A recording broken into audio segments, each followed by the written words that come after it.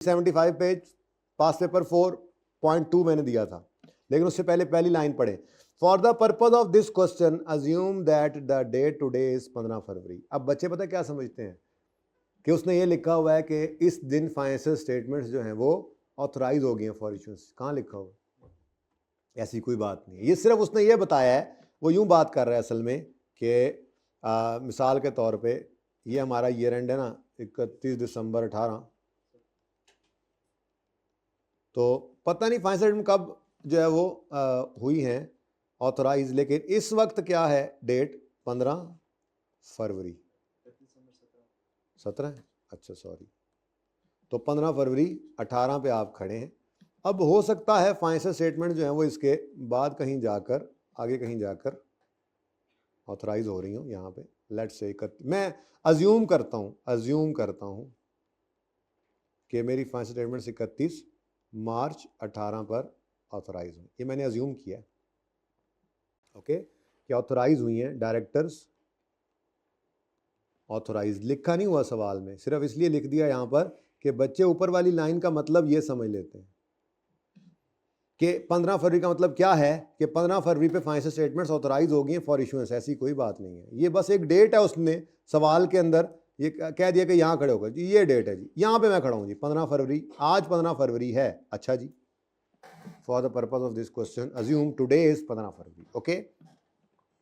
Discuss how each above matter should be dealt with in financial statement for the year 31 December 17। ठीक है, जब तक ये date खुद से ना बता दे, आपने नहीं अज्यूम कर लेनी कि ये डेट जो सवाल में उसने दी हुई है ये ऑथराइजेशन है, जब तक क्लियरली खुद ना कह दे। तो ये बस सिंपल एक बात, इसलिए मैंने यहाँ पर अज्यूम्ड डेट लिखी है। ठीक है, अच्छा, अब वो कहता है on 15 December 17 a machine was disposed of for 3.5 million to RL for cash. However, as per agreement, ML कौन है? हम है ना, ML का ही सवाल है ना, मेलन लिमिटेड, ठीक है। However, as per agreement, ML was also entitled to additional rupees 1.5 which is dependent upon passing certain production test after installation RL. Year and से पहले यहाँ पर 15 दिसंबर तो खैर यहाँ बन रहा है, चलो 15 दिसंबर पर क्या हुआ है जी? सेल हो गई, ओके, और 3.5 मिलियन की सेल है। इस वक्त 3.5 मिलियन की सेल है, लेकिन जो आरएल ने खरीदी है उसने कहा है भाई साहब मैं इसको अपने पास जाके इंस्टॉल करूंगा, और जब इंस्टॉलेशन के बाद ये मेरे हिसाब से ठीक साबित हुई तो एडिशनल भी मिलेंगे। However, as per agreement, ML also entitled to additional amount of 1.5 which is dependent upon passing certain production test after installation at RL's premises. अब आगे वो कहता है ऑन 25 जनवरी 18, ऑन 25 जनवरी 18, ये यहाँ कहीं पे ऐसा ही है। 25 जनवरी 18 क्या हुआ? RL confirmed that required production testing has successfully been completed. इसका मतलब ML को ये 1.5 मिलियन एडिशनल भी मिलेगा। ये 3.5 की सेल वैल्यू जो है ये अब रेलेवेंट नहीं रही। ठीक है, और सही है, ये नहीं है, अब ये क्या बन गई 5.0, क्योंकि इस दिन खड़े होकर प्राइस का सेटल होना उस मशीन के बारे में जो ऑलरेडी ईयर एंड से पहले बिक चुकी थी, ये एक एडजस्टिंग इवेंट है। अभी हम एग्जांपल पढ़ के आए जो मैंने होमवर्क में दिया था ना, IAS 10 वाला एग्जांपल्स का, स्टैंडर्ड में एडजस्टिंग इवेंट वाले टेबल में एग्जांपल्स ही, वहाँ पे ये एग्जांपल भी थी। ठीक है, हमने वहाँ से अभी भी पढ़ी है। बहरहाल उसके अंदर जाके आप देखेंगे तो ये एक एग्जांपल लिखी हुई है स्टैंडर्ड ने कि अगर आपकी मशीन बिक गई थी ईयर एंड से पहले, ईयर एंड के बाद तो सिर्फ उसकी प्राइस फाइनलाइज हो रही है, तो ये प्राइस का फाइनल होना उस मशीन का जो ईयर एंड से पहले बिक चुकी थी, ये एक एडजस्टिंग इवेंट है। सिर्फ प्राइस फाइनल होना बाकी थी। ठीक है, हाँ, अगर ये मशीन इधर बिकी होती तो फिर ये कोई एडजस्टिंग इवेंट ना होता। Got it? सही है, अच्छा, तो ये कहानी कुछ यूं बन जाएगी कि ये, अच्छा, अब इसको ना साथ के साथ पढ़ते भी चले। अब हम क्या कहेंगे, अब हम ये लिखेंगे जैसे स्टैंडर्ड में लिखा हुआ था ना, वही वाली लाइन अब यूं लिखेंगे कि the finalisation of price after reporting date is an evidence of a condition that existed at the reporting date. ठीक है, या यूं भी लिख सकते हैं जैसे स्टैंडर्ड में लिखा हुआ था कि the finalisation of price after reporting date of an asset which is already sold at reporting date is an existing event, therefore sale shall be recorded, sale of disposal of asset shall be recorded by ML at 5 million rupees, bracket में लिख दोगे 3.5 plus 1.5। ठीक है, अब इधर देख लेते हैं उन्होंने क्या लिखा हुआ है। क्या मतलब वर्चुअली सर्टन की कोई जरूरत है? वर्चुअली सर्टन की क्या जरूरत है, सीधी बात हो गई बस। वो लिखा, एग्रीमेंट किया हुआ था ना, लिख दो तुम वर्चुअली सर्टन भी लिख दो। ये देखो जी, determination of sale price after reporting date where sale has been made before year end is considered as an adjusting event, consequently ML will record receivable of 1.5 at year end. हाँ, ये बात जरूर कह सकते हैं, वो मेरे जहन से निकल गया था कि कैश मिल गया है। अब मुझे याद आया रिसीवेबल देखकर 3 मिलियन फॉर कैश लिखा हुआ था ना उसने, तो कैश तो मिल गया है, तो बाकी 1.5 भी क्या है, अब रिसीवेबल है, मिलना चाहिए। ठीक है, फर्दर गेन और loss on sale of machine has to be calculated by considering such receivable, यानी कि आपने पूरे 5 मिलियन के हिसाब से इसको रिकॉर्ड करना है। ठीक है, मिलती जुलती बात होगी, बात आपकी भी सही होगी, थोड़ी बहुत फर्क की खैर है, बात अगर आपने वहां से लिखना सीखा हुआ जैसे आपको सिखाया था। ठीक है, नेक्स्ट कौन सा था जी? पार्ट 3 भी था इसका। अच्छा जी, ये भी करना है, पार्ट 4 भी करना है, ये भी अभी कर ही देंगे मैं तो कहता हूँ। वैसे तो ये मुझे पास पेपर 1 के लिए चाहिए, पास पेपर 1 के पार्ट 2 के लिए चाहिए, लेकिन चलो वो भी देख लेंगे, जब इकट्ठे ही कर लेते हैं इसको भी, अब आए ही हुए हैं यहाँ पर। तो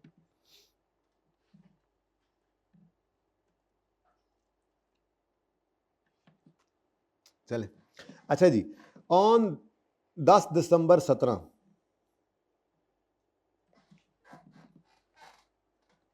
ईयर एंड, इसको उठा कर लें, इसी को देख लें, इसी को मिटा लूं, तस्वीर बना ली थी आप लोगों ने।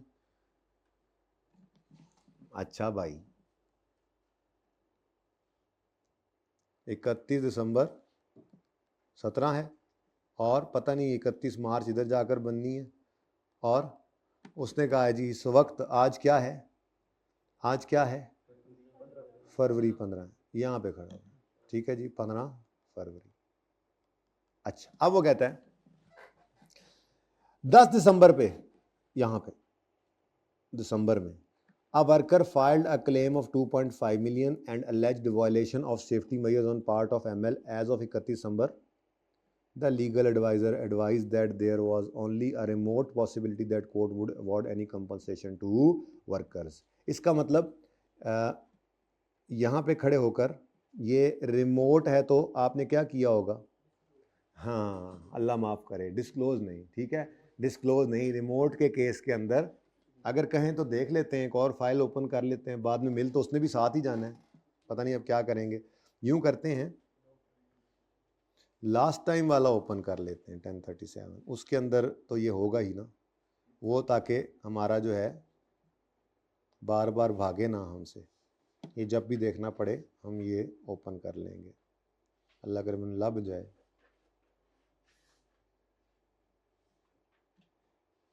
हर दफ़ा वाले बच्चे बड़ा बड़ा पढ़ते होते थे, आप अकेले नहीं हैं। ये जी, तो अगर लाइबिलिटी साइड है तो प्रोविजन कब बनेगी, जब हाई चांस हो पेमेंट का, अगर लो चांस हो या रिलायबल एस्टीमेट ना लग रहा हो तो कंटिंजेंट लाइबिलिटी डिस्क्लोज होती थी, लेकिन अगर रिमोट है तो डू नथिंग, इसका मतलब हमने कुछ भी नहीं किया होगा। लेकिन द केस इज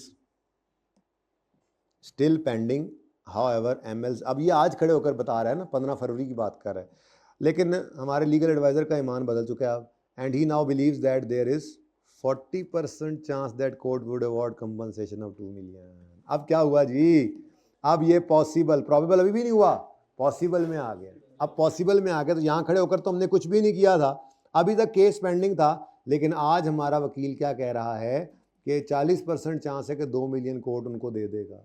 अब क्या करें, हाँ अपडेटिंग डिस्क्लोजर एक लाइन पड़ी थी। ठीक है, तो हम ये कहेंगे कि द क्लेम, अच्छा जी, अब यहाँ पर क्लेम तो उसका तो कोई 2 मिलियन को हमने कुछ भी नहीं किया हुआ था, अब हम ये कहेंगे कि the revised estimate by legal adviser provides an evidence of a condition that existed at reporting date, therefore we will update our disclosure and will disclose a contingent liability of 2 million giving brief nature of, इस वही वाली बात लिख देंगे, brief nature of event and estimate of financial effect. ठीक है जी, तो पढ़ें ज़रा। IS10 states that if an entity receives information after reporting about condition that existed, that it shall update its disclosure that relate to those conditions in the light to new. In the above, ML is required to disclose contingent liability in the right of revised ML liar 40% chance. तो वही वाली बात उन्होंने लिखी है, हमने भी वैसी ही बात लिखी थी। साथ साथ पढ़ लेंगे ना, अगर अपना जवाब लेके एक बार पढ़ लेंगे, खुद ब खुद थोड़ी बहुत रिफाइनमेंट भी आती जाएगी सोल्यूशन के अंदर, और आप देख रहे होंगे बात आपने भी वही लिखी थी जो वहां पर लिखी होगी उनके अपने अल्फाज के। ठीक है, सही है। चले मैं तरतीब, ये है थोड़ा सा टेक्निकल लेकिन कर लेते हैं, मैं तो कहता हूँ। ठीक है, चलो अब ये बात तो चूंकि चल ही पड़ी है तो इसको एंड तक पहुंचा ही देते हैं।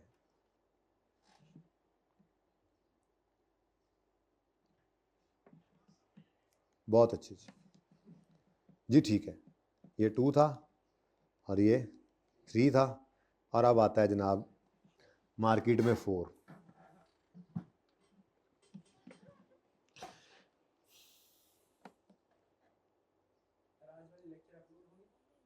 सुबह वाले क्यों?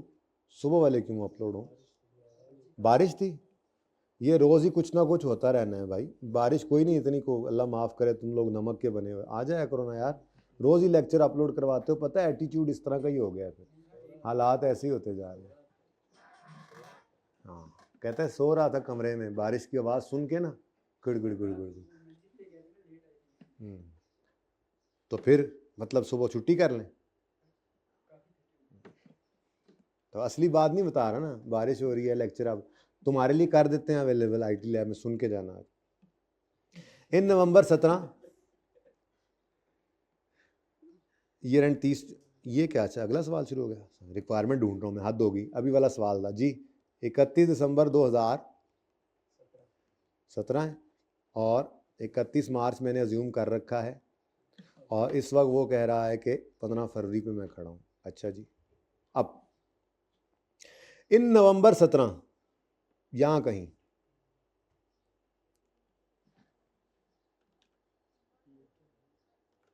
इन नवंबर 17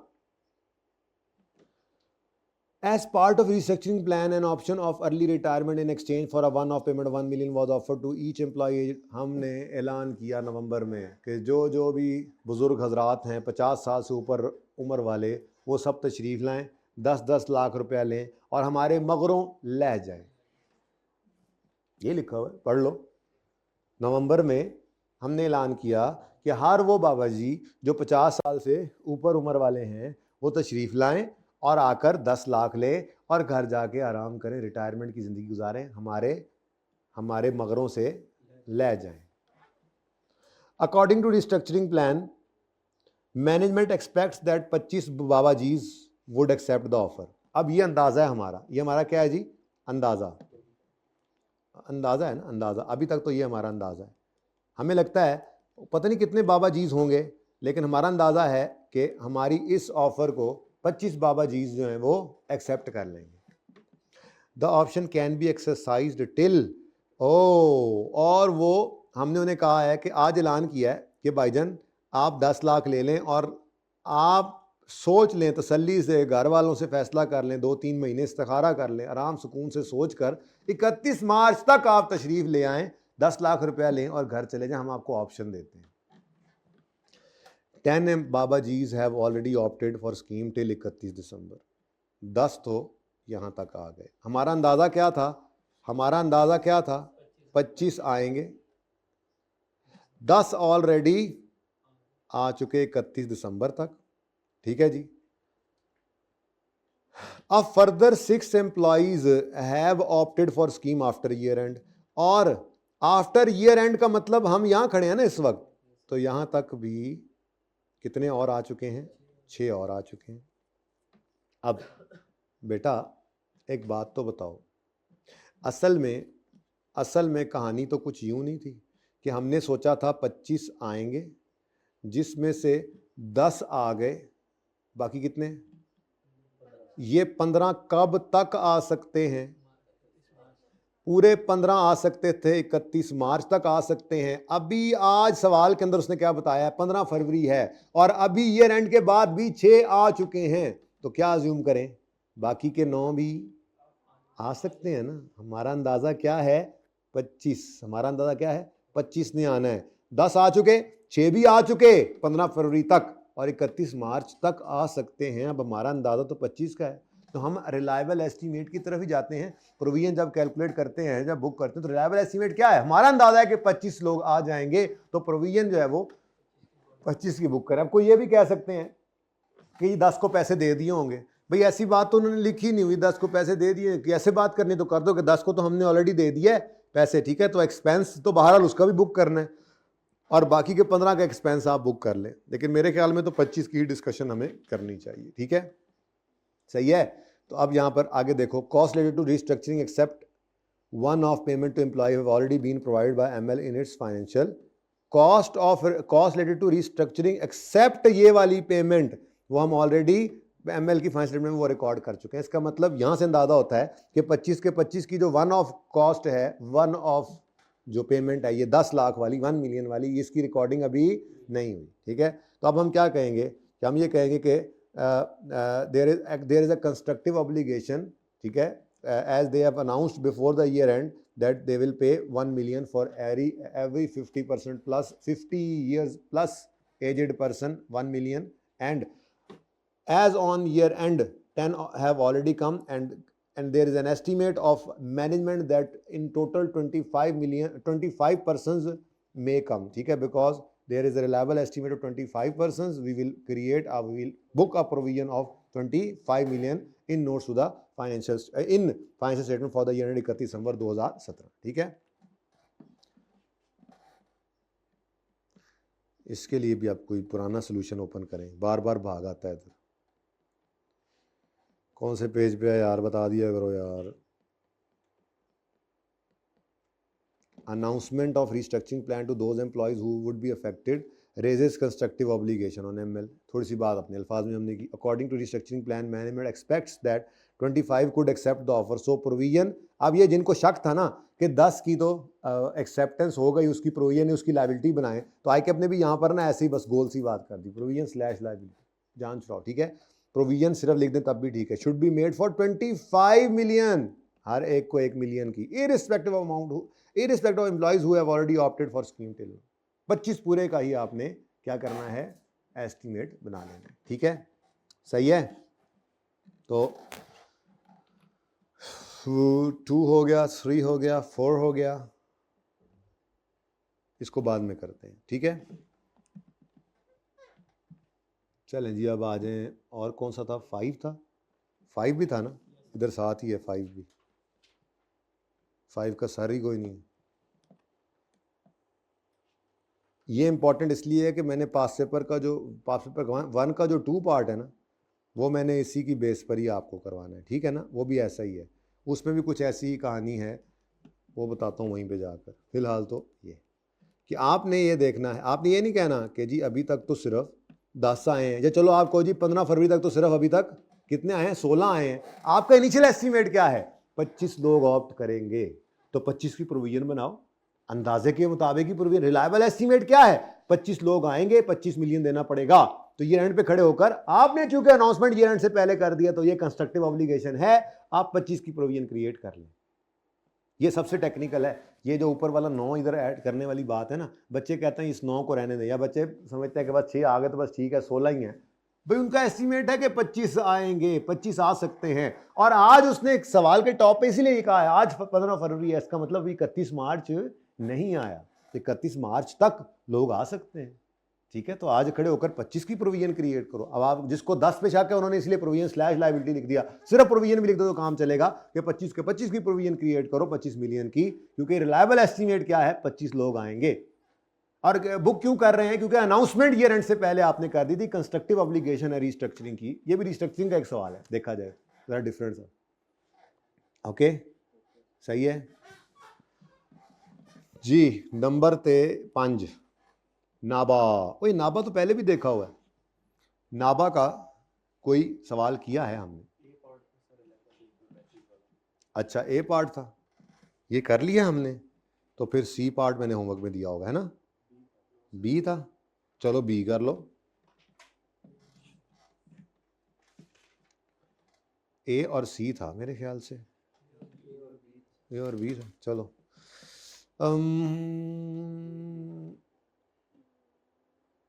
यार ये तो मैं कह रहा हूँ कि ये कर लिया हमने, बी कर लिया था गलती से, मैं शायद बी बोल दिया होगा, ए और सी रहता था इसका। चेक करो ना, ये बैटरीज वाला हमने सवाल किया हुआ है। जिस वक्त मैंने आपको कहा था 7 एम्प्लॉयज़ आ गए हैं ईयर एंड से पहले और 4 और आए हैं, उस वक्त हमने IAS 10 नहीं पढ़ा हुआ था, तो मैंने वहाँ पे कहा था आप 10 ही ले लें। ये सवाल हमने किया हुआ है, आप ज़रा मुझे रेफ़र कर दें कौन सी एग्जाम्पल थी।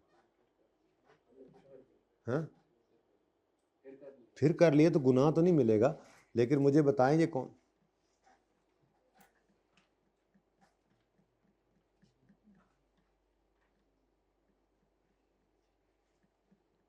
खुद ही दिखाना पड़ेगा, लोग तो मान ही नहीं। एग्जाम्पल 5 थी, 6 थी, कोई इधर ही थी शुरू में। मज़ा आया, निकले ही ना। ये लग रहा है, ये देखो भाई एग्जाम्पल 8 है। अब पेज नंबर एक मुअम्मा है, पेज नंबर 323 बनता है, ठीक है। ये देखो, इन 15 में explosion occurred, several claims have been filed, 7 injured employees made claim before 30 June, additional 4 employees made. इस सवाल पे तो मैंने पहली बार सोल्यूशन लिखवाया था, जिसमें हमने ये रीइंबर्समेंट वाला प्रोविजन साइड भी लिखी थी और फिर एसिड साइड भी लिखी थी। आप भूल जाते हैं बहुत जल्दी, है ना। फंस गए हैं। आपने छुट्टी तो नहीं की थी उस दिन? नहीं मिला, अभी भी नहीं याद आया? मैंने तो सबूत दिखा दिए। अच्छा जी, पास पेपर कौन से सफ़े पे था यार, बहुत दूर निकल गया था मैं जज्बात में आके। 3 नहीं जी, बी हो चुका है। चलें अब सी पहले कर लेते हैं, सी ने करने लग जाना। Discuss how dealt with finance 30 जून 2017, ठीक है जी।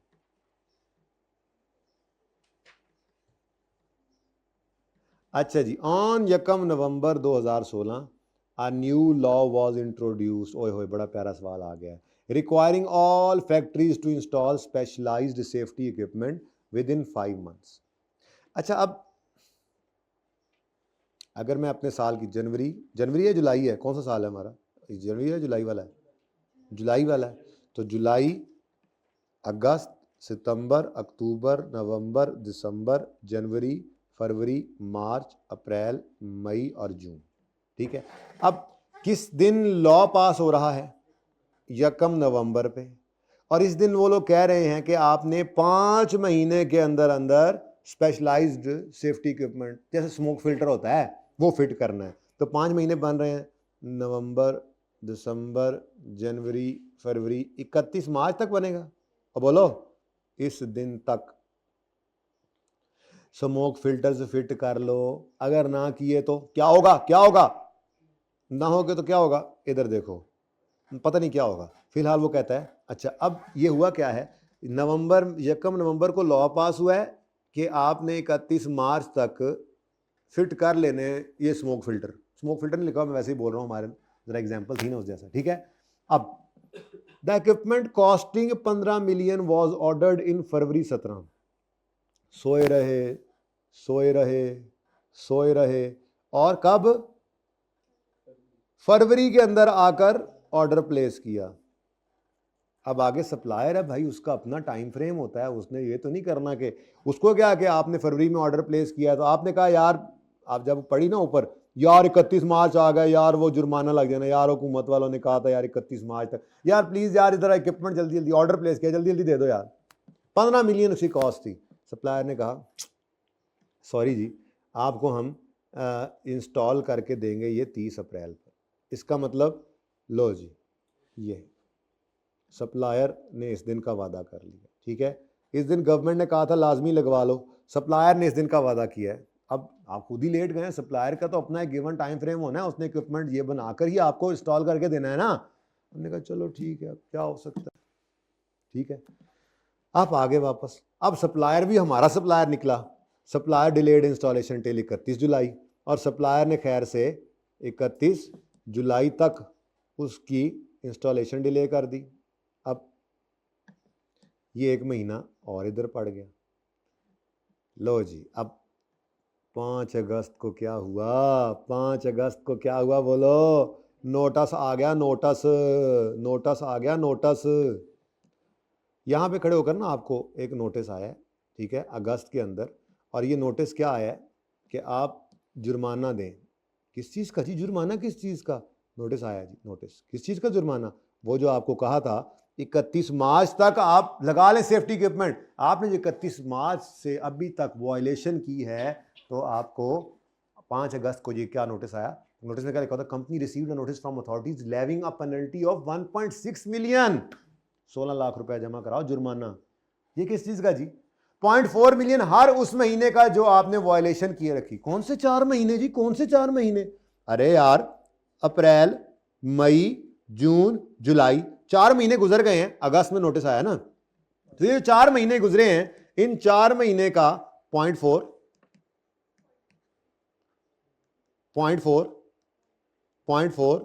और 0.4 टोटल कितना बन गया? 16 मिलियन। 1.6, 16 लाख, 1.6 मिलियन आ गया। अच्छा जी, अब अगली बात, हाय हाय, it is probable that the penalty will be recovered from the supplier. हमने सप्लायर को कहा यार देख तेरी वजह से जुर्माना पड़ गया, उसने कहा कोई नहीं मैं भर दूंगा। अब मुझे बताओ सप्लायर कौन सी वाली पेनल्टी नहीं भरेगा? भाई साहब, अप्रैल वाली की तो उसने वादा ही नहीं किया था, तो ये वाली रिकवर। अच्छा पहले बात कर लेते हैं कि हम कितनी ऑब्लिगेशन बुक करें। ये हम खड़े हैं इस वक्त, ये 30 जून 2000 जो भी है इस दिन खड़े होकर 30 जून पे हमारा ईयर एंड हो रहा है। 30 जून कौन सा है? 17 पर हमारा जो ईयर एंड हो रहा है। इस दिन खड़े होकर हम कितनी प्रोविजन बुक करें? 1.6 मिलियन की कर लें। क्यों भाई? फैक्ट्री वैसे तो अब नहीं बंद हो रही, हम इधर खड़े हैं, वैसे तो सवाल के अंदर लिखा हुआ, शायद इसमें लिखा हुआ नहीं लिखा हुआ, चलो इसमें तो नहीं लिखा हुआ, लेकिन आपकी बात ठीक है। असल में ना, असल बात यूं नहीं, यूं बात याद रखो कि लायबिलिटी के लिए जरूरी है पास्ट इवेंट का होना। लायबिलिटी बुक करनी है ना, उसके लिए जरूरी क्या है? पास्ट इवेंट का होना। अब ये जो फाइन की लायबिलिटी है, इसका पास्ट इवेंट क्या होगा? वायलेशन। अब मुझे बताओ 30 जून पे खड़े होकर कौन कौन से महीनों की वायलेशन हो चुकी है? अप्रैल, मई और जून। तो पास्ट इवेंट 30 जून पे कौन सा बनता है? ये 3 महीनों की वायलेशन। तो 1.2 मिलियन का आप प्रोविजन बुक कर सकते हैं। जुलाई की 30 जून पे खड़े होकर क्या जुलाई की वायलेशन एग्जिस्ट करती थी? तो ये फिर एडजस्टिंग इवेंट तो नहीं बन सकता ना, ठीक है। तो आप क्या कहोगे?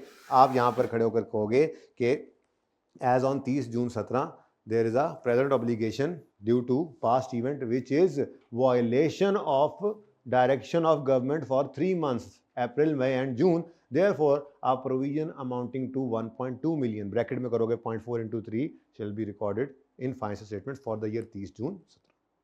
ठीक हो गया और सही है। और साथ ही रिकवरी की बात भी कर दें। अब रिकवरी की बात क्या की थी जी हमने? रिकवरी की बात क्या की थी कि उसने कहा है कि जी आपका जो सप्लायर है वो कह रहा है कि मैं यार पैसे दे दूंगा। तो मैंने आपसे कहा रिकवरी की बात फिर क्या करें? क्या इसकी रिकवरी की बात कर सकते हैं? अप्रैल के अंदर तो उसने कहा ही नहीं था कि मैं जो है वो 31 मार्च को तो उसने कहा ही नहीं था कि मैं जो है वो आपको सप्लाई कर दूंगा। इसलिए अगर वो आपको जुर्माना पेनल्टी आपको भर के भी देगा तो इस मार्च के महीने, अप्रैल के महीने की आपको नहीं भर के देगा। वो कहेगा भाईजान मैंने क्या कहा था 30 अप्रैल को, आपने कहा था ठीक है, 30 अप्रैल से ऑनवर्ड जो देरी हुई है वो मेरा कसूर है। तो अप्रैल, मई और जून के 2 महीनों का 8 मिलियन जो है इसको आप कहोगे वर्चुअली सर्टन है? नहीं, वर्चुअली सर्टन नहीं है। आपको क्या है? उम्मीद है। किथे गया? इट इज, हाँ इथे पे, it is probable that this penalty will be recovered from supplier. तो अब इसके लिए कंटिजेंट एसेट है।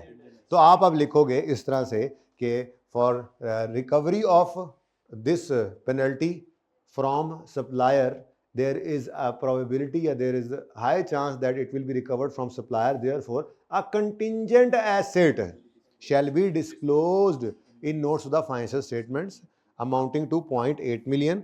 और साथ भी आपने फिर लिख देना है giving brief nature of events, ठीक है। एस्टीमेट तो आपने बता ही दिया है। अब 0.8 क्यों लिख रहे हैं आप? क्योंकि अप्रैल, तो लेकिन ये अगले वाला काम जो है ना ईयर एंड के बाद है, ठीक है। तो ये बड़े टेक्निकल सवाल थे, ऐसे नहीं आपको ये दिए थे। अब क्वेश्चन नंबर कौन सा है ये, जा रहा हूं यार, दो पहले खोली हुई थी, अब उसमें दो फाइल्स ही खोली हुई हैं, लेकिन मसला ये आ रहा है कि वो बार बार भाग जाता है। चलो छोड़ो, कोई बात नहीं, हम बार बार आ जाएंगे, एक ही बार तो आना होता है ऐसे 1 मिनट के लिए। ये 5 का सी, As on 30 June 2017, NPL should record an expense of 1.2 million in relation to penalty of non-compliance for new law from 1st April to 30 June because at the reporting date there is present obligation in respect of past event जो कि non-compliance है। NPL should disclose the penalty amount। हाँ, disclose penalty amount, वो disclosure भी देते हैं ना liability का, इसलिए उन्होंने शायद ऐसे लिख दिया है। Since the reimbursement of penalty amount from vendor is probable, reimbursement of only 2 months, May and June, should be disclosed as a contingent asset given brief nature of events and estimate of financial effect. तो वही बात लिखी आपने, मिलती जुलती। Exact बात कौन कहता है लिखनी होती है, आप लिख कर इधर देखते हैं आपका 60-70% मैच करेगा, लेकिन बात आपने सारी वही लिखी हुई जो यहाँ पे लिखी हुई है, तो आपको पूरे नंबर मिलेंगे। हाँ देखो, मैंने यही अर्ज किया कि मैंने पहले दिन बताया था कि पहले आपकी जो प्रोविजन होती है, मैंने कहा था उसको रिकॉर्ड करते हैं और डिस्क्लोज भी करना होता है। कभी आईकेएफ ने कहा नहीं है, बहरहाल उसमें यहाँ पर लिखा हुआ है penalty NPL should record expense of 1.2 million, तो ये रिकॉर्डिंग करवाई और साथ ही उसने डिस्क्लोज करा दी पेनल्टी अमाउंट, तो कोई मसला नहीं है। अगर उसने लाइन लिखी हो, आपको नहीं पसंद आ रही तो काट दो। वैसे पहले दिन बताया था कि प्रोविजन को आपने रिकॉर्ड भी करना होता है और डिस्क्लोज भी करना होता है, इसलिए तो ये खोल के रखा हुआ है। ये दिखाऊं जरा, ये पास जर्नल एंट्री एंड डिस्क्लोज, लेकिन आईकेएफ ने कभी इसका डिस्क्लोजर का जिक्र किया ही नहीं किसी सोल्यूशन में। मेरे ख्याल में इसमें शायद पहली बार हमें नजर आया है कि उसने प्रोविजन को रिकॉर्ड करा के साथ ये भी कह दिया डिस्क्लोज कर दो। तो आप लिख दिया करो, कोई मसला नहीं, नहीं भी लिखोगे तो भी मसला कोई नहीं, चलेगा। ओके, सही है जी। क्या कहेंगे इसको, अब आप कर दो फिर कंटिजेंट, उसके अंदर नोट्स के अंदर कंटिजेंट लायबिलिटी के तौर पे, लेकिन उसके लिए मसला क्या है, पास्ट इवेंट का होना जरूरी है। अब पास्ट इवेंट क्या है, तो बस फिर आप डिस्क्लोज, आपका नॉन एडजस्टिंग इवेंट है तो आप सिर्फ मटेरियल होने केस में उसको कंटिजेंसीज में डिस्क्लोज कर सकते हो, जैसे फाइनल अकाउंट में भी आपने पढ़ा था कंटिजेंसी, तो उसमें कर दो, करना चाहो तो कर दो। ठीक है जी। जी, एक्सपेंस डेबिट प्रोविजन क्रेडिट होती है ना एंट्री, रिकॉर्ड करेगा एक्सपेंस, तो दूसरी तरफ क्या करेगा, प्रोविजन ही क्रेडिट करेगा। ठीक है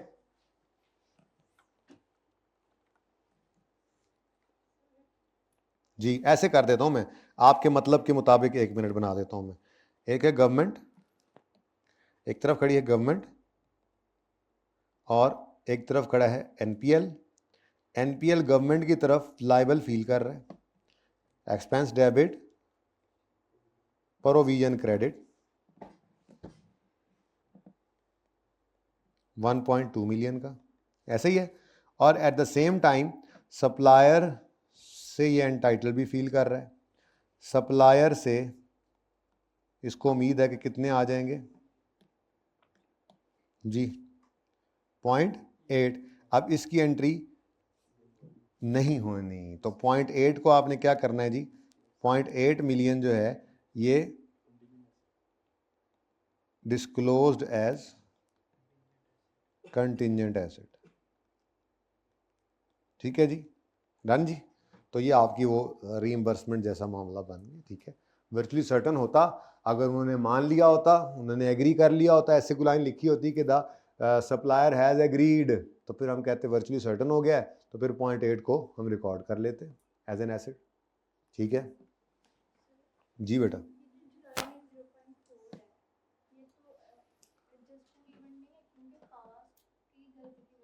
पास्ट की गलती क्या है, ये 0.4 क्या है, वायलेशन। किस महीने की वायलेशन का ये जुर्माना है, तो जुलाई क्या पास्ट है, जून में, अप्रैल की वायलेशन 30 जून पे खड़े होकर जी बेटा, नहीं कोई जरूरत करने की। असल में पास्ट इवेंट क्या है, वायलेशन, तो बता तो दिया ये 3 महीने की वायलेशन होगी, इसका एक्सपेंस बुक कर लें। बाकी अगर कोई एडिशनल के बारे में समझता है कि ये बहुत मटेरियल अमाउंट है 4 लाख की उनके लिए, तो डिस्क्लोज कर सकता है, कोई मसला नहीं। आप लिख दें कि जी वो ईयर एंड के बाद आया ये जुर्माना भी, तो ये भी एक इवेंट है जो अरोज हुआ है आफ्टर ये इवेंट जो है अरोज हुआ है आफ्टर रिपोर्टिंग डेट, इसलिए ये नॉन एडजस्टिंग है, लेकिन मेरे ख्याल में मटेरियल है इसलिए इसको ऐसे करने की ज़रूरत नहीं है। वैसे यूँ कह दें कि यूँ लिखना है तो कि 0.4 नॉन एडजस्टिंग है and if material it may be disclose, बस इतना लिख दें अगर आपको तसल्ली नहीं हो रही। लेकिन ये 0.4 की प्रोविजन नहीं बन सकती क्योंकि पास्ट इवेंट होना, लाइबिलिटी की रिकॉर्डिंग के लिए पास्ट इवेंट का होना जरूरी है। और पास्ट इवेंट इस जुर्माने के केस में क्या है, वायलेशन जून की तो हो चुकी है 30 जून पर खड़े होकर, जुलाई की तो 30 जून पर खड़े होकर वायलेशन हुई नहीं। ठीक है, अच्छा जी, अब आते हैं जी अपने मोस्ट फेवरेट। अच्छा सी हो गया, सी किधर गया, क्या ए भी कर लें जी, कर लें, क्या याद करेंगे आप, ए भी कर लें। NPL entered into a contract on Yakam August to supply customized batteries to a new customer. As per terms of agreement, NPL is required to deliver 50,000 batteries at the end of each month from December to September. यार ये करवाता हूँ, यही करवा देता हूँ, चलो अच्छा सवाल है, बहुत ही अच्छा।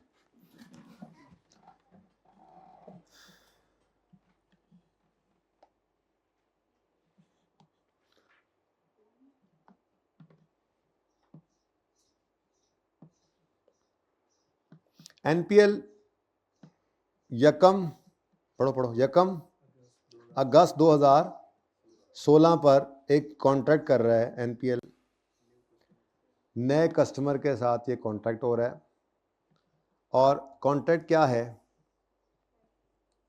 कि आपको हम आपकी मर्जी के मुताबिक ऐसे तकोन शक्ल वाली बैटरीज बनाकर, यानी कि बैटरी जैसी होती हैं वैसी नहीं, उन्होंने स्पेशल ऑर्डर है इस तरह की बैटरीज बनवाई। ठीक है, तो कस्टमाइज बैटरीज जो है न्यू कस्टमर्स को देंगे। As per terms of agreement NPL is required to deliver 50,000 batteries at the end of each month from December 16 to September 17 at a consideration of 15 million per month. Penalty of each late delivery और cancellation of contract would be 5 million and 20। ये क्या मतलब, अगर आपने late किया delivery को तो 5 million, और अगर आपने टोटली कैंसिल ही कर दिया तो अच्छा। अब अगली बात बाद में करते हैं, पहले यकम अगस्त 16 से दिसंबर 16 तक कितने महीने बनते हैं, ये रहा हमारा 30 जून, ये 30 जून 2000 कौन सा साल है हमारा, 17। चलो ये जून मई अप्रैल, कब किया हमने कॉन्ट्रैक्ट, यकम अगस्त पे, यकम अगस्त 16 बनेगा फिर तो, ये जनाब जून मई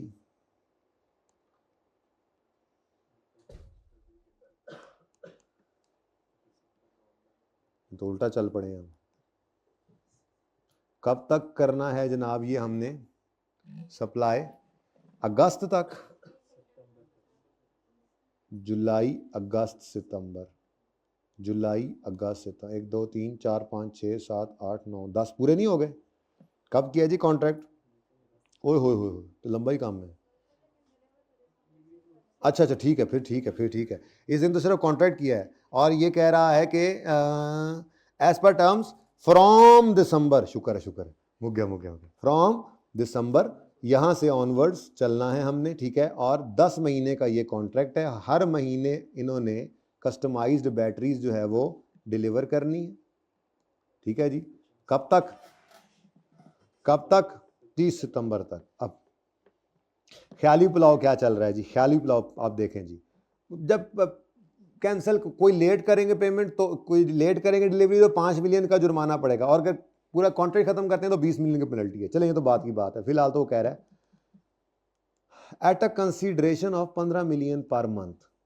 अब ऑन यकम अगस्त NPL had estimated that cost of production would be 10 million per month.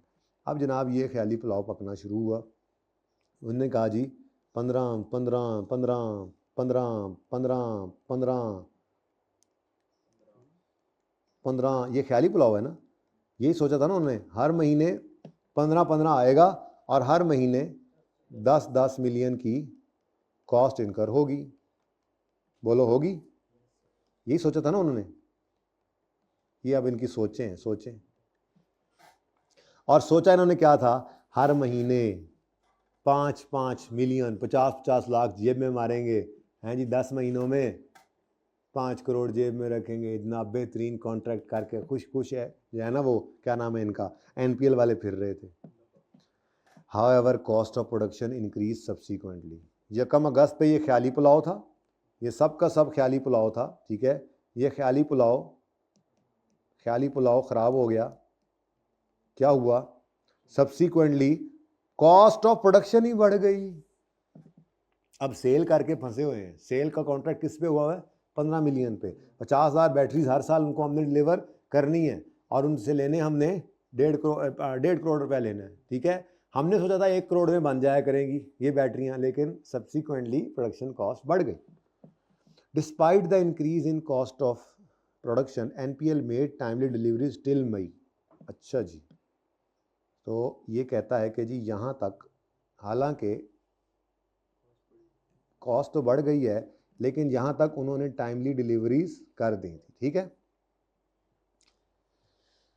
However, cost of production increased subsequently despite, ठीक है, eight a total cost of 99 million. अच्छा, अब कहानी कुछ ऐसे है कि इन्होंने वो ठीक है 15 15 15 3 4 5 6, वैसे बाय द वे कुछ बच्चे कहेंगे जी सेल 15 इंटू कितने महीने तक, 6 महीने तक कितना बनता है जी, 90, और कॉस्ट जो है कॉस्ट कितनी है जी 99, तो ये 9 का क्या आ गया। अब कुछ बच्चे कहेंगे कि हम इस लॉस की भी बात करें, तो मेरे ख्याल में ये लॉस की बात तो नहीं करनी चाहिए, क्योंकि ये तो हमारे साल के अंदर रेवेन्यू में आ गया, कॉस्ट में आ गई, ये प्रॉफिट तो हमारे साल के अंदर ही रिकॉर्ड हो चुका। यहाँ तक कहता है जी सब कुछ ओके, हमने फिर भी हालांकि हमारी कॉस्ट बढ़ गई थी, लेकिन हमने ऐसे, ज़बान भी कोई चीज़ होती है, हम लगे रहे, हमने नुकसान बर्दाश्त कर लिया।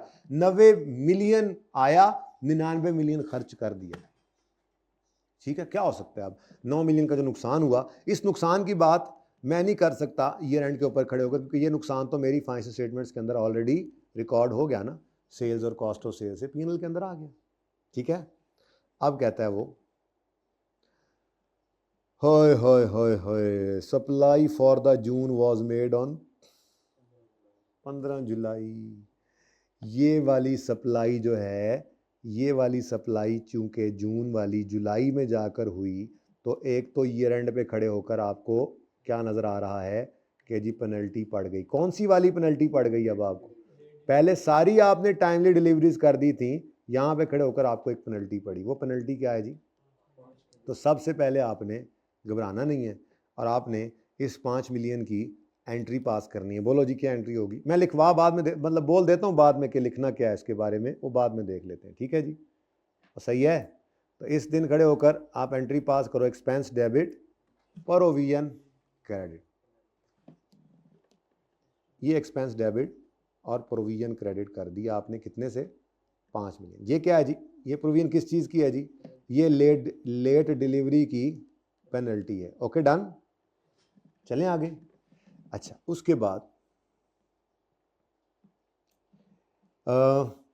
Supply was made at 15 July at a total cost of 18 million, of which 14 million has been incurred till. अच्छा, ये वाला पॉइंट जो है ना, ये मैं इंशाल्लाह आपको अभी थोड़ी देर में बताता हूँ, ठीक है।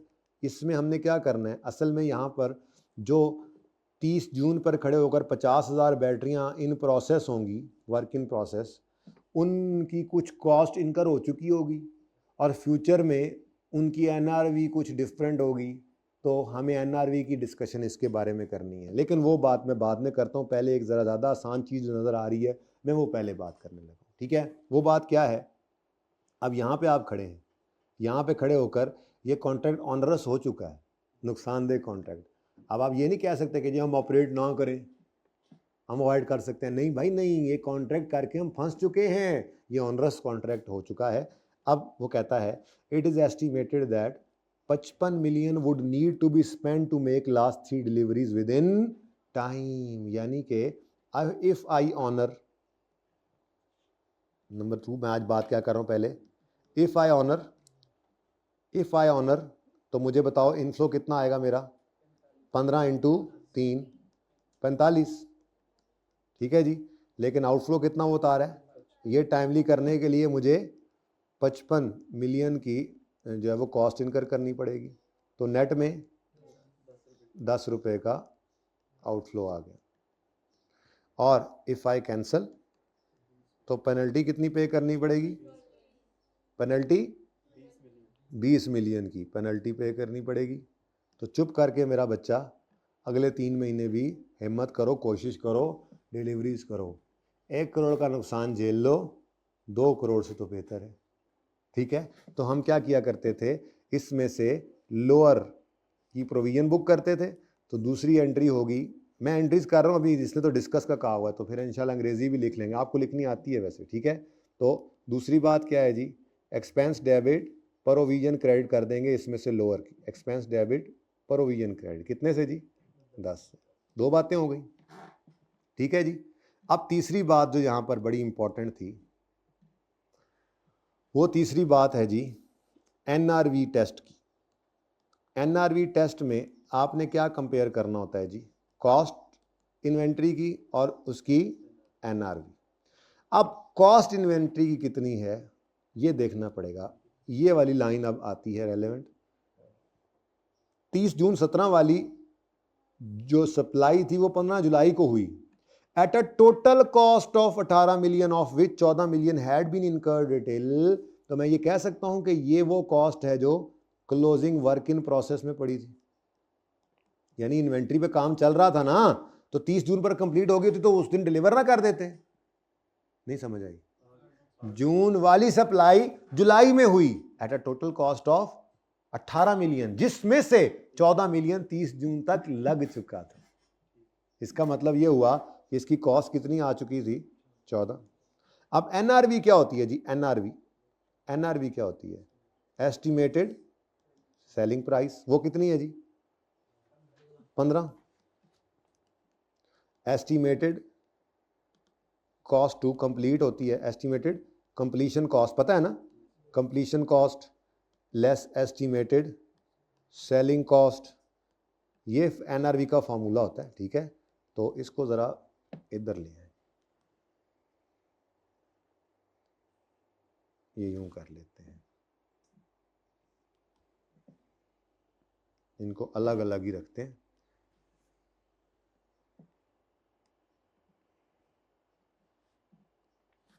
अच्छा जी, अब एनआरवी हम निकाल रहे हैं। एनआरवी कॉस्ट जो अब तक इनकर हो चुकी है। ठीक है, वो कॉस्ट कितनी है जी? टोटल 14। और वो कह रहा है कि जब हमने फ्यूचर में इसको जब डिलीवर किया तो टोटल कॉस्ट कितनी बनी? 18। इसका मतलब टोटल तो 18 है, टोटल 18 है, 14 ईयर एंड तक लग चुकी है, जो कि आपकी बैलेंस शीट में पड़ी होगी। तो मजीद कितनी कॉस्ट चाहिए? 4। सेलिंग कॉस्ट कोई है नहीं, ये बताओ जी। 11 आ गया। अब ये 11 क्या है? एनआरवी। कॉस्ट कितनी है? 14। एनआरवी कितनी है? 11। तो 3 रुपए का क्या आ गया? तो यहां पर आपने cost of sale debit inventory credit करना था 3 रुपए से। ठीक है, ये तीसरी डिस्कशन है। नंबर 1 पेनल्टी की प्रोविजन, नंबर 2 ऑनरस कॉन्ट्रैक्ट की प्रोविजन, नंबर 3 एनआरवी लॉस की प्रोविजन। ये बड़ी टेक्निकल बात थी, असल में ये समझने वाली बात थी कि 18 मिलियन जुलाई में जो डिलीवरी हुई वो टोटल 18 मिलियन की कॉस्ट पर हुई, जिसमें से 14 मिलियन लग चुका था ईयर एंड पर। तो ये 14 मिलियन क्या हो गया? कॉस्ट को कंपेयर करते हैं ना एनआरवी से। अब एनआरवी क्या है? 15 आएंगे, लेकिन मजीद इस पर अभी 4 मिलियन लगेंगे। ये कैसे पता लगा? 18 की कॉस्ट टोटल वो कह रहा है जो लगी थी, तो उसमें से 14 लग चुकी थी, तो मजीद कितनी लगनी है? 4। तो 15 में से 4 गए, तो बाकी 11 ही आएगा ना। अब ईयर एंड पे खड़े होकर इस कॉस्ट के अगेंस्ट ये एनआरवी कंपेयर हुई। क्वेश्चन है तो पूछे, नहीं तो फिर मैं बताऊंगा अब इसका सोल्यूशन कैसे लिखेंगे आप। 3 चीजें हैं जी, 3 चीजें। नंबर 1 जी, बोलो। ये 3 यहां से आया बेटा, this comparison with this, sorry this compared with this. ये एनआरवी है, ये कॉस्ट है। ईयर एंड तक ये कॉस्ट लग चुकी थी, यानी इन्वेंट्री कॉस्ट में पड़ी होती है ना ईयर एंड के अंदर, तो 14 रुपए वर्क इन प्रोसेस पर लग चुका था। अब इसकी एनआरवी इस दिन खड़े होकर क्या है? फ्यूचर में ये इन्वेंट्री कंप्लीट होगी 4 रुपए की, 15 रुपए आएंगे तो टोटल नेट नेट वैल्यू क्या आ रही है 11, तो 14 कंपेयर्ड बाय 11, ये 3 वहां से आया। अब क्या लिखेंगे जी, सबसे पहले आप लिखेंगे कि ये तो इसकी बात करने की जरूरत नहीं है मेरे ख्याल से, आप सबसे पहले इसकी बात करेंगे कि provision for late delivery, provision for fine of penalty of late delivery amounting to 5 million shall be recorded in financial statement for the year 30 June जो भी है 2017, ठीक है, क्योंकि प्रेजेंट ऑब्लिगेशन तो बन चुकी है, वायलेशन तो हो चुकी है, एक लिए लिख देंगे। उसके बाद अगली बात इसके बारे में लिख दें कि as far the remaining deliveries are concerned, the contract has become onerous and a provision shall be recorded at lower of, provision shall be recorded at 10 million and the amount is calculated as below, और ये calculation नीचे show कर दें। और तीसरी बात आप लिखेंगे कि the work in process inventory at year end of July delivery has a cost of 14 million as against its NRV of 11 million as calculated below, या ब्रैकेट में ही कर दें 15 - 4, therefore an NRV loss of 3 million shall be recorded in financial statement for the year. तो ये सारे technical सवाल हैं जो मैंने आपको दिए थे, इसीलिए मैं कह रहा हूँ आज, इसलिए बुलाया भी है आपको कि चलो डिस्कशन करके उसके बाद सोल्यूशन तो आप देख ही रहे हैं, लेकिन टेक्निकली इनको देख लें। मैक्सिमम क्या हो सकता है, ये सारे अब जो दिमाग के अंदर चीज़ें ऐसे ही थोड़ी बहुत जंग आलूद भी थी ना इसकी आज से 1037 वो भी निकल जाए, ठीक है ना। मुश्किल आसान भी होती हैं जिसमें मुश्किल भी होती है, लेकिन मैंने तो चुन चुन के मुश्किल चीज़ें भेजी थी आपको 2 दिन मसरूफ़ रखने के लिए, ठीक है। कौन सा सवाल है जी ये, फिर नस गया जी, कौन सा सवाल है 5 का ए। लो जी, इन्होंने ज़रा ऐसे करके लिख दिया, अच्छी बात है। 5 रुपए की प्रोविजन और 3 रुपए का एक्सपेंस रिलेटेड टू इन्वेंट्रीज, ये यहीं पे इन्होंने कर दी, देखो फनकारी। 11 कैसे निकला, 15 - 4, 14 - 11 3, तो मैंने ज़रा वहाँ पर आपको ज़रा एलेबरेट करके बता दिया, ठीक है। और प्रोविजन फॉर ऑनरस कॉन्ट्रैक्ट भी उन्होंने यहीं पर कर दिया, 45 - 55 10। उसके बाद उन्होंने यूँ लिखा, supply for June 17 was made after delay of 15 days और as per provision for penalty should be made. Note लिख देना, इसके बारे में क्या कहते हैं, ये 3 मिलियन के बारे में, since cost incurred till 30 June is higher than NRV of 11, ये बता दिया। Expense of 3 relating to write off inventory of to NRV should be recorded. और तीसरा इसके बारे में नोट लिखते हैं, since cost estimate cost 5 million which would need to be spend is more than total revenue 45 for last 3 deliveries, contract is considered onerous and the provision should be made at 10 million that is lower of cost of fulfilling और penalty जो कि 20 million है। अब ऐसे लिख दें या वैसे आप वर्किंग शो कर दें जैसे मैंने आपको बताया, ठीक है। चलो लें जी, ए भी हो गया। अब 5 के बारे में ना कहना कभी कि ये हुआ नहीं।